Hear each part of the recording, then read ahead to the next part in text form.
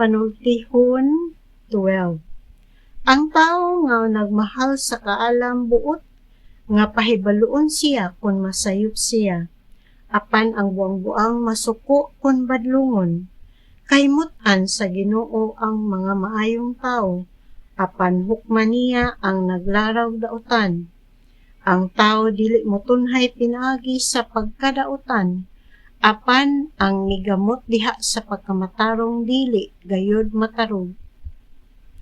Garbo o kalipay sa bana ang maayong asawa, apan kun may buhat siya nga makaulaw sa iyang bana, samara nga giot-ot niya ang kabukugan sa iyang bana. Ang tambag sa matarong makaayo kanimo, apan ang mga dautan buot lamang mulimbong kanimo.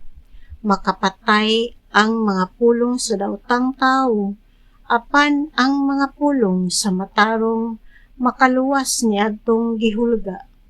Mahiagom sa katalagman ang taong dautan, ug wala siya'y ikabiling kaliwat, apan mabuhi ang panimalay sa mga taong matarong.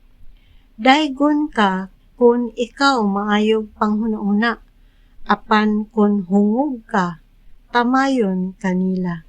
Maayo pa ang kabus nga nagtrabaho aron mabuhi, kaysa nagpakaaron ingnon nga dakong tawo, apan nagantos sa kagutom. Amumahon sa maayong tao ang iyang mga hayop, apan ang mga taong dautan dili maluoy sa ilang mga hayop. Naghinubra ang pagkaon sa kugihang mag-uuma, apan usik kaayo ang panahon sa mga nagbuhat ug walay hinungdan. Ang tawo nga gustong magbuhat og dautan, mahiagom sa kadautan, apan ang matarong magpabilin sa iyang maayong gibarugan. Ang taong dautan malitag sa iyang kaugalingong mga pulong, apan ang matarong makalikay sa kasamo. Ang ganti sa tao mag-agad sa iyang gipamulong o gibuhat, ug maiya gayud ang angay kaniya. Ang buang-buang nagtuo nga kanunay siyang husto, apan ang maalamon mamatig tambag.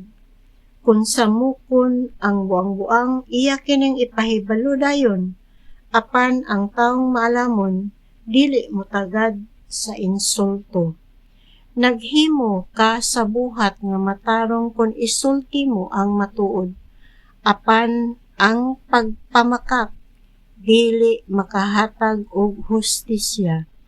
Ang pagpakatag sulti makahimog lalong nga samad sama sa espada, apan ang mga pulo nga maalamon makaalim sa mga samad. Walay pagkausab ang kamatuoran, apan dili mulungtad og dugay ang bakak. Pagpanglimbong lamang ang naa sa hunahuna sa naglaraw og dautan, apan ang nagbuhat og maayo makakaplag og kalipay. Walay dautan nga mahitabo sa taong matarong, apan kasamok lamang ang maangkon sa taong dautan. Gikasilagan sa Ginoo ang mga bakakon, apan gikahimut-an niya ang matinud-anon. Dili magpasibantog sa iyang kaalam ang taong maalamon, apan ang mga hungog magmantala sa ilang pagkawalay alamag. Ang pagkugi makahimong gamhanan sa tawo, apan ang katapol makahimo kaniyang ulipon. Ang kabalaka makapasubo, apan makalipay ang malumong pulong.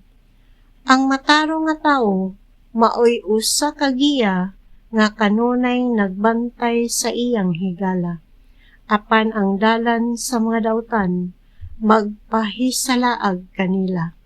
Dili gayud makabot sa taong tapulan ang iyang gitinguha, apan masapian ang kugihan. Ang pagkamatarong mao ang dalan paingon sa kinabuhi, apan ang pagkadautan dalan paingon sa kamatayon.